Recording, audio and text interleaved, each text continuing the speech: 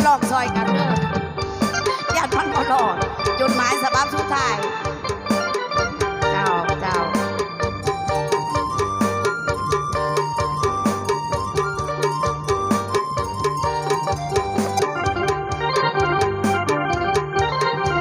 ด้หันจดหมายของแฟนที่เขียนมาใส่ฉบับสุดท้ายเตือนว่า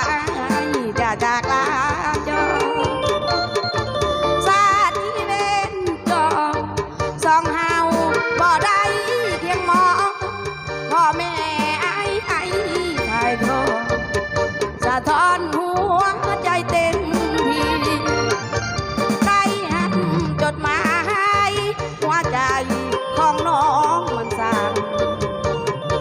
ห้องทำลำพันไปบ้านสะอื้นหรือดีน้องจนต้อยตามกาดำบ่สมศักดิ์ศรีคงอ้องอู้บางทางนี้ต้องผู้ที่พี่คนดูชาติก่อนมายังเก็บมาลาห่วงต้นบ่สร้างกุศลบ่มีผลบุญเฮียงสาบ่ได้จากบ้านความคันกันมาแต่ได้เสียงแหงหากันบ่ได้ไอ้ไปมีไม่เพียงสองสิ้นกันเท่านี้ที่มีคือน้ำตาลางสิ้นแล้วก็มาขอเอิ้นสั่งด้วยความมนมองขอให้พบกันใหม่ซาดาอีกหมายเพียงพอจดหมายสุดท้ายนี้น้องเขียนสั่งด้วยของน้ำตา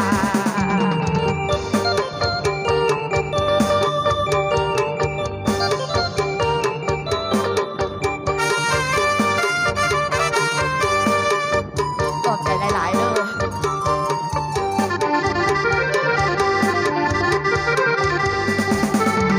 ก่อนมา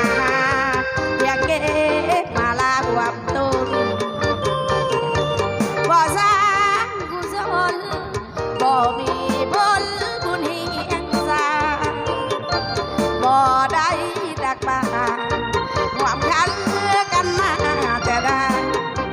เสียงแหงกันบ่ได้ไอ้ไปมีไม่เพียงสองสิ้นกันเท่านี้ที่มีคือน้ำตาลางสิ้นแล้วก็มาขอเอิ้นสั่งด้วยความมนมองขอให้พบกันใหม่ซาดาทิ้งไม้เพียงพอจดหมายสุดท้ายนี้น้องเขียนสั่งด้วยของน้ำตาขอบอกอกอกใหญ่นอสำหรับตีมขอให้ร่ำให้รวยเด้อ